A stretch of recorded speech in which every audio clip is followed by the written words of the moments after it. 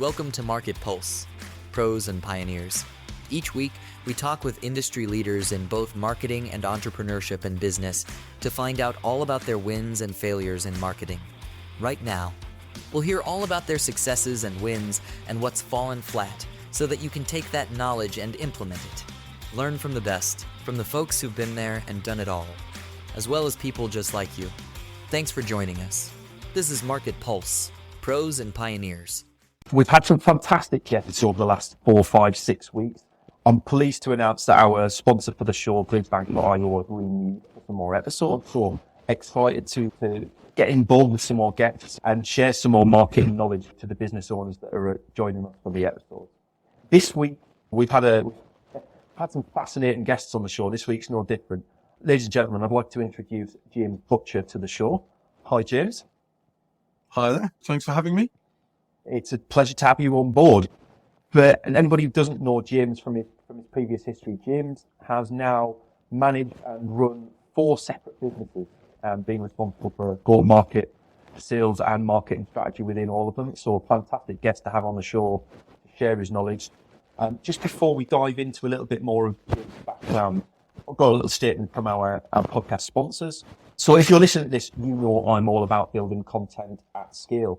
Sometimes you just need faceless video reels to help get the content out there. The problem with a lot of footage banks is they just don't look native to social. And that actually hinders their performance and is the performance of the content. So Gridbank.io is a database of endless vertical, authentic video clips, great for pumping out concepts, A/B test thumbnails, and creating authentic looking edits. So if you're looking to get ahead on socials without burning out your team, you can get 10% off your annual subscription with code PULL, and go to gridbank.io, pop that in, and let me know what you think. Coming back to the podcast then, James, it's a pleasure to have you on the show, as I've said. The first thing I'm going to lead with is your fun fact for the day. Some people take that as a personal thing and kind of relay some of them. We had Irina on a couple of weeks back who managed to use super glue on her mouth instead of some Vaseline for her lips or something. I can't quite remember. That was an interesting admission, which I think she regretted in the end, to be fair to her. Yours is much more business related. I'll spare your audience some of my disasters. Mine, I think, is really relevant to this. It's the statistics someone shared with me ages ago from, I believe it was Sheffield University did some research, certainly a Northern English university, which is if you're someone that can highlight a problem to a prospect, there's an 80% chance that you can be the person to win that business.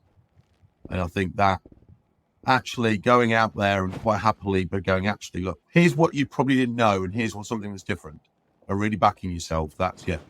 You highlight that issue with someone, an 80% chance that you basically become the trusted advisor and help them solve that. I think it's very pertinent, and who knows, might come up again over the next 15 minutes.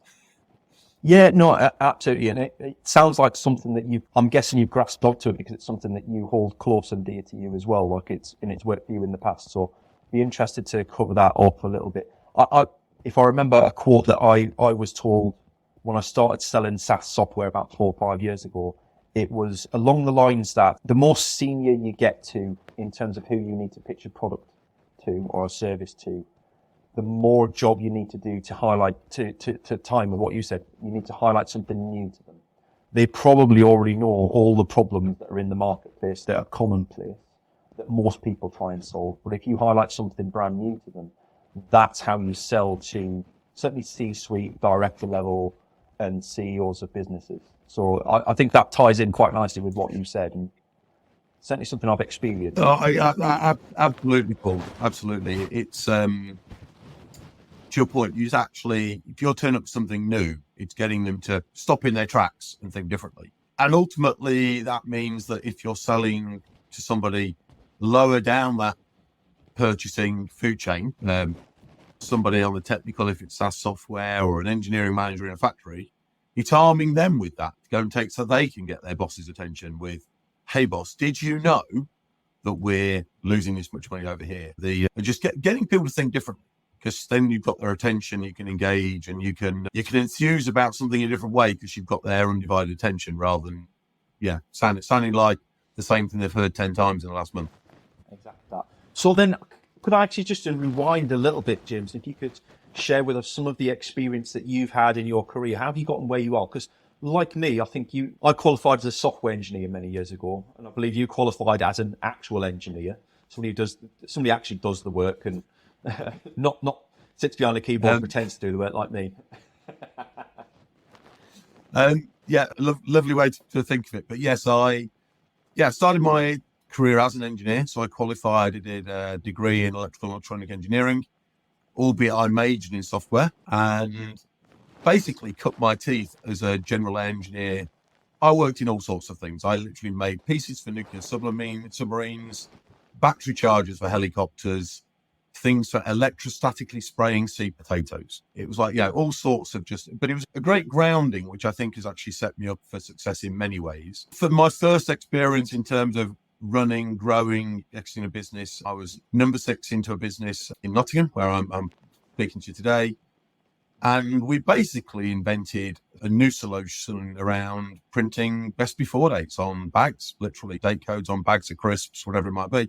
It was, I think, one of those first examples of actually turning up and saying, actually, look, you've got a completely different problem, because people were thinking about reliability of the machinery, but the old jumble printers that were stamping on packs were doing all sorts of things, like literally punching holes in packs, and there was no ability for any low-level traceability. So we took a business. I was employing them, built a product rather than a service, took that internationally, took some of the largest orders in that industry in the globe at the time. £1 million might not seem a lot now, but that basically was enough to fit out the entirety of the 200 plus Walker's packaging lines in the UK at that time. We took that on to do a trade sale, worked in a larger organization, and gave my experience in terms of working in global sales and marketing. That product is still a global market leader 20 years later. So it's evidence to the job that we did. I'm still proud of. Started a software business to actually control packaging machinery back in the days before the cloud. So it was on-premise software, but a very different experience launching a software business. And again, it was about changing things. People make so many mistakes in factories, but they just live with them because they go, it's human error. So they have a computer that tells them what best before date to print on a pack. They then write that down somewhere to go and type essentially into another computer on the production line, rather than going, if I can join these two computers together. They didn't think of them as computers because it's packaging machinery, but join them together, remove human error, and actually have enormous benefits around in terms of shelf life, availability, etc. Again, took that on to be another trade sale in parallel with another machinery business at the time. So I actually had my feet in two camps at that point in time. That led me into consulting in the retail space, where I had the pleasure of working with some of the big retailers like Asda, Sainsbury's, Tesco on some of their best practice, and led me into the area I've spent the last decade as I was CEO of a company called Supply Pilot, which was helping the major retailers, such as some of our named, or Walmart in America, or Woolworths in Australia, engage their suppliers to drive change and sustainability. A lot of parallels of how you drive change with sales and marketing, interestingly, because it's about getting people to do what you want them to do. That was a trade sale in the autumn of last year. Since then, I've returned to independent consulting, which I've done in between along the way. So I do business advising, non-executive directors, chairs, etc., as well as business speaking. So the areas that are close to my heart about driving change and sustainability, as well as just general business advice. So hopefully very relevant today. People literally, how do you grow and scale a business? I've been there from startup, whether it be seed funding or VC funding, creating markets, positioning your brand. So welcome the chance to share some of that experience. A lot of it's from learning through your own mistakes. Share some of those. Some might say what you've done is being a really good generalist, and I hate the word generalist because I don't believe in it. I actually believe that somebody who has done so many different roles and profiles, you do it because there's an underlying thing that you're very good at, and it's the ability to be flexible in what you do. And I come from a similar sort of background. I've done lots and lots of different roles, and I've been successful at each of them purely because there's an underlying set of tasks that are done in each job that I've gotten immense satisfaction from, which motivates me to do the other things. I'd imagine it's something similar for yourself from the sound of things. Certainly do. Interesting you use the word generalist. Someone once described me as a specialist generalist, which I thought was a very interesting way of putting it. I think a lot of it goes back to the engineering background, which, as you said, Paul, we share a bit, albeit just on the software side. I think because it's problem solving. for me, when I was consulting with retail, it was helping them solve the problem, not of how to have a best practice, but how do I stop making mistakes in my supply chain? How do I improve sustainability? How do I improve traceability, etc.? I think a lot of running a business is problem solving. It's whether they be internal with people, skills, etc. I've always leaned towards the go-to-market side of things. So even though I started as an engineer, I very quickly decided I didn't want to spend my life sat behind a computer screen, and therefore went from engineering into project management, into account management, into sales management. I think a career that took about 18 months, 20 months. It was a very natural thing. But it goes right back to my fun fact. I actually think really good salespeople it's about solving a problem for somebody. There are many books that talk about solution selling or versions of that, like spin selling, etc. It's about being able to articulate and understand the client's problem, and then articulate how whatever you're going to do is going to help them solve that problem. So I think it's the problem solving side. I'm also relatively gregarious, which is probably, again, why I ended up in go-to-market stuff rather than sat behind a computer, because there's nothing more I enjoy actually working with people in person. That makes sense. I guess for me, there's something in that determination to change things for people, the desire to solve problems. I think I actually genuinely believe that a really good salesperson, natural, as most people would term, a natural salesperson, always comes at things where commercials are almost a secondary thought. It's not. It's a place of value and service, like genuine desire to solve the problems and issues for people. And the fact that money comes out the back end of that is just a side effect. And I always find like the people that are, Todd Caponi says it really well, salespeople are coin operated if that's the way you treat them. It boils down from the culture of the business down to... I think it's also quite interesting because in that context, I've never viewed myself as being a great salesperson. Actually, I think I'm more a marketeer and actually the go-to-market strategy first and foremost. But I've also been very fortunate, which I've only ever sold what I genuinely think is the best at what it is and everything I've done. Now, some of that, if you pass it to inventing it, you're gonna think, I don't know. But I remember going back to that early career where we were launching innovative new equipment. I was bumping into the same sales guys and I was winning 80% of the time, which was great. And I was enjoying the bonus and it was all fantastic. But I still remember, don't know if Phil Thomas is still in the industry. If he does, here's a shout out. He was a better salesman guy than me because he beat me 20% of the time, but I got the best product by a long way. Yeah. So it's really interesting when I think about it, when selling. Fortunate, made it that way, etc. I don't know, but I think and that's possibly one of the tips to some of the SME owners that could be listening here, is knowing when to go and hire a sales guy. In an early stage of an entrepreneurial business, being your own advocate, having that enthusiasm, knowing it inside out, etc., is really important to win those early adopters, those innovators. If anyone's familiar with crossing the chasm, that's the first part of launching a new product or service. Anyone not familiar with that expression, I recommend go get the book and read Crossing the Chasm. It's a really interesting insight into growing a business and turning mainstream. But there comes a point where you've got to know your own strengths and say, actually, what I need a sales guy who is happy to literally just knock on the doors every day and do what it takes to make this happen. So that's one of the things, is knowing what your skill is. Being the best person to close a deal isn't necessarily the best person to start a deal, for example. So just recognizing where your strengths and weaknesses are. Yeah, absolutely. I think that's fair. And it leads in quite nicely to some of the conversation that you've said there around one of the main questions that I ask each guest is, for you, if you were to advise an SME who's just starting out their own business right now, whether it's products or services, what's the one bit of marketing advice that you would give to them that will drive the most success for them in the coming years, or keep them afloat at least? I think so.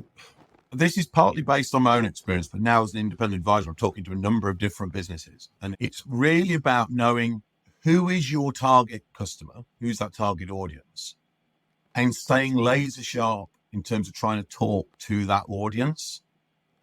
there's a lot of talk at the moment. If I step back a little bit, the world changed with COVID. People aren't in offices. It was hard enough to get past the receptionist to talk to somebody 4 years ago.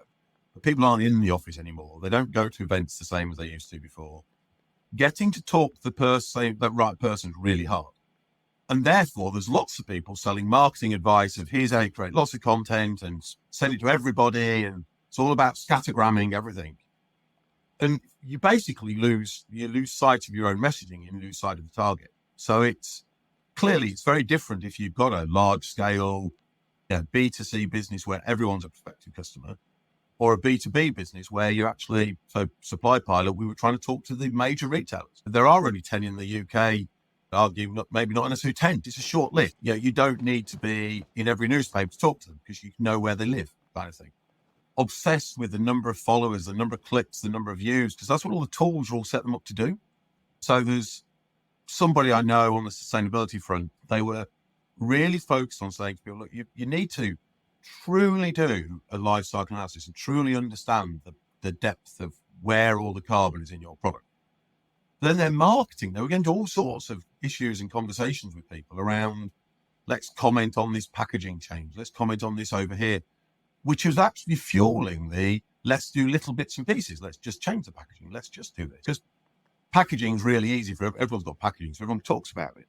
But your message just gets diluted and lost. Really make sure you know who your target is and put your effort into how do you speak to those people. And if it's really hard, that's possibly good because it might genuinely a blue ocean for you to go and find something other people can't do. But if you don't do that, you also will never really know whether you're winning or losing. Yeah, you might have something your target audience don't want, but if you can speak to them, you can learn, you can evolve, etc.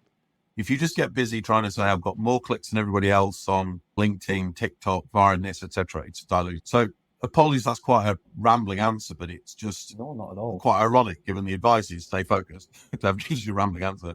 But it's really understand who you want to talk to. And if I can go to a second one, I think, and with that, make sure your sales process is therefore fit for purpose. So again, there's lots of people selling, here's the fantastic sales model, here's how it works, etc. It's very different if you're trying to sell a widget for somebody relevant to, I don't know, every man over 40. You've got an audience of 10 million to go at. It can be a very simple volume-based funnel. If you've got a complex SaaS sale, for example, then actually you won't sell to one person. You're going to have to get multiple stakeholders. You need to make sure you know who the financial buy-in is, who this leader is, how do I take it to CTO? And therefore there's tools. So we adopted Miller Hyman, for example, in the last business as a way of reviewing those complex sales. But it's making sure what you've got is appropriate for what you're trying to sell. Because sadly, there's rarely a quick fix. And that's, I think, why people get sucked into the numbers thing is, if I can throw enough mud on there, I'm going to get something. And not necessarily, you might just spend an awful lot of money marketing badly to lots of the wrong people. There's two things that probably clear of is one, people are, there's so many things that go into that, to be fair, but people are scared of talking to a very niche potential client base rather than their total possible market, because they're worried that they'll lose customers who might hear their message, but it doesn't pertain well to them because they've been targeted specifically a really small niche customer section. And for those people who are worried about that, I've done both. I can promise you that talking to everyone, you are just shouting into the void and you'll get very little response back. You might get some response, but it won't. It'll be hard to work. It'll be hard to win. And the likelihood is it won't convert. When you start to get much more niched, and I'm still perfecting this, I'm still learning it, it's never a finished process, the more niche you can be, the easier the conversations are when people do respond. And the more likely people are to respond because they feel like you're talking directly to them. And then I think the other side of things, absolutely, Paul. And I think but once you've got that audience, linking back to where we came into the conversation, you've got to make sure you're talking about their problem. They want to talk, how are you going to solve their problem? They don't want to know what your sexy new widget is. when I'm inviting and talking to people early in their journey from a consulting point of view, even just looking at their investor decks, everyone wants to say they've got AI now or they're using blockchain. And my question to all of them is, why one blockchain? Yeah. Why is that clever? Yeah. Haven't you just added complications, costs, processing issues with my clients are going to talk about the green impact, etc. If there's a really good reason, tell me the problem you're solving. The fact that it actually happens to be solved by blockchain is probably on page 4. Yeah. Tripping into these buzzwords and talking about you. And again, just like you were humble enough to say, Paul, yeah, I know this. I've made the mistake. We've been there. And I still make the mistake. It's very easy to fall back into the trap when you get excited about something. But you've got to make sure you're talking to them about, here's the problem you've got or the opportunity you could have. Yeah. Ideally, I'm the first person to tell you, because as we've already said, 8% chance I now get the order. But then how am I going to actually solve that for you is what really makes all of the difference. I think the best explanation, you need to ruminate on it a little bit. It's not something that when you hear it, it's really powerful, but then there's a moment of, so how do I do that? Is if I was selling a swimming pool to someone, I'm not actually selling the swimming pool. What I'm selling is them having a relaxing afternoon on a Friday after they finish work, swimming in their pool in their garden. And the feelings that go with that. They don't care about whether there's a swimming pool or not. What they care about is that afternoon of relaxation. That's what they're passionate about, because that's where the emotion comes in. And so if you're a business owner, regardless of what you sell, regardless of whether it's services or products, you need to capitalize on the feelings and the relief. Like I always say to people, think about what they must moan to their partner about over the dinner table. When their kids are in bed, what are the things that keep them up at night? Or, to your point earlier on, what are the things that indicate there's something that's a problem, but they don't know even what the problem is. They just know what's causing a problem for them. When it might be that they're 3 steps away, and you need to take them on that journey to say, do you know what, you probably feel this, and that's because of this. And that is an indicator of this problem here, which we solve. It's also being relatable, isn't it? You're not gonna go and market to a street of ex-council houses trying to sell them Olympic swimming pools. Sticking with a swimming pool example. A real simple example, technical service company, really good company. They've been a supplier to me in the past. I can recommend without question, but was looking at their go-to-market strategy, and their target customers are SMEs. But they've also been fortunate. They've done projects with big organisations like the NHS in the past, right? So they've put those logos on their webpage. It's, hey, we've worked with the NHS, we've worked with Asda, or whatever it might be. If you're trying to sell to an SME, you've just made it unrelatable, right? Yeah. We made the mistake. Again, we learned from mistakes. When our first client on the global scale as supply pilot, used to be called S4RB, was Walmart. And we were very proud, as we should have been, that we basically landed Walmart as a client. But we shouted about it to the point that actually even other big global retailers were going, "Cool, we can't afford it. If Walmart are buying, we can't afford it." We go, no. We completely missed the point. You've got to be relatable. And this is where knowing who you want to talk to is a challenge. I mentioned in a flash just there, we used to be called S4RB. But so the business I got involved in doing this supply chain software 10 years ago was called S4RB, Solutions Retail Brands. We rebranded around the time of COVID to focus more around sustainability for a number of reasons. One is we all really wanted to make an impact on sustainability. Retail wasn't listening to us because they were too busy about supply chain issues of COVID.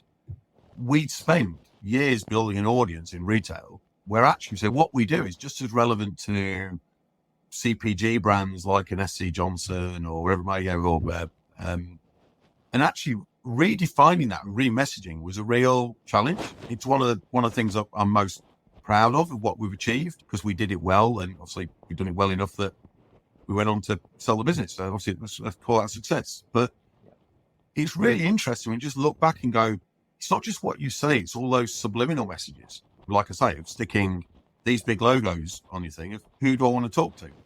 So it comes back to that same learning of really going, what's my process and who do I want to sell to?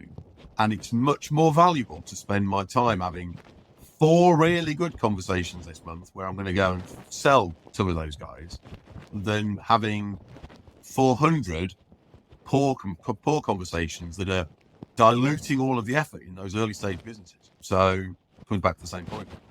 So then I guess just before we wrap up for the episode, what's, in a similar vein, what's one thing that you wish small business owners would stop wasting time, effort, money, whatever, on in their early stages that is actually hindering them, or just a waste of time and money? It's a risk of a little bit of repetition, but it's this. What I really need to know is make sure, what does a good order look like? Probably think of it that way. Right? Just ignore sales and market for a second. What does a good order look like? Right? That's going to be a size of order, location, type of customer, market, etc. Right? And then go, okay, who do I want to talk to where that's going to be a good order? The definition's got to be good for them. They're not going to place the order. Why is it good for me? And therefore learning to say no. A good sales guy, and use the expression of coin operated, and some of the best ones are coin operated, just wind them up and they're going to go. Is they're ruthless at going, I'm not going to talk to that person because they're not going to place an order. I'm going to get commission, so I'm going to move on to the next one. Yeah. So it's really about having those quality conversations that are focused on the customer and the value, not on more and more clever, exciting ways to describe why my widget's the sexiest, best, whatever, because that's not what people are doing. They're buying swimming pools. People don't buy drills, they buy holes. It's that kind of, what are you really doing for them? What's that real value? And that's not just in their sales and marketing. It's in everything that they do, their product management choices. If you've got a cloud-based software business, are the developers building the features that are essential to get those projects that are going to be successful? Or is everyone getting busy adding all sorts of things that might really be needed in 3 years' time? It ripples across the whole business. So it's being focused on that. Again, my engineering background, studied a lot around Lean, Six Sigma, etc. They got this expression, go to Gemba. So it's Japanese term. I think the literal meaning is the real place. In Six Sigma terms, it's where the work is done. Right? Now, go visit your customers, go into their factory and look at the problems they've got to make sure it's a fit, etc. So you're talking their language, not your jargon, their problem, not your sexy toy. And that ultimately will fuel, you will hit a rich seam where you go, fantastic, I've suddenly found a way that's really relevant to these people.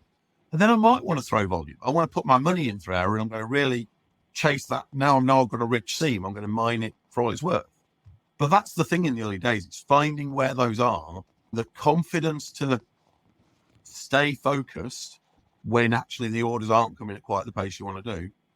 And sadly also having the confidence where you go, I really have tried this long, and if I need to go mining somewhere else now, but at least I've stuck to my guns and therefore I really know whether it's worked or not. Perfect. I hope everybody who's listening to the show got an absolute ton out of today's episode. I think it's been really insightful. I've really enjoyed chatting with you, James. If anybody wants to reach out and find a bit more about what you're currently doing, how can they find you? Easiest way, find me on LinkedIn. For example, somewhere I do, got some example of my talking. You'll recognize this ugly mug on the picture. So just James Butcher, the company is in but just find me on LinkedIn and very happy to speak if I can share my value. Make sure your LinkedIn link is in the show notes as we launch it. James, it's been a pleasure. Thanks very much for coming on the show, and I hope you have a fantastic week. Thank you very much. Thanks for joining us for today's show. Hope you enjoyed it. If you would like to feature on a future show, or you've got some ideas for folks who would make a great guest, please drop us a line. The contact details are in the show notes. We'd love to hear from you. Your host today was Paul Banks, founder at Javelin Content Management. Javelin specializes in helping busy business owners just like you to repurpose video content, taking all the stress and tech problems away, and turning your long-form video into literally hundreds of pieces of content without breaking the bank. If you want to launch your personal brand, become the vendor of choice for your audience, or maximize your sales revenue impact, we'd love to hear from you. Join us next week for the next episode, and don't forget to give us a subscribe and a review. Our podcast is only possible with your support.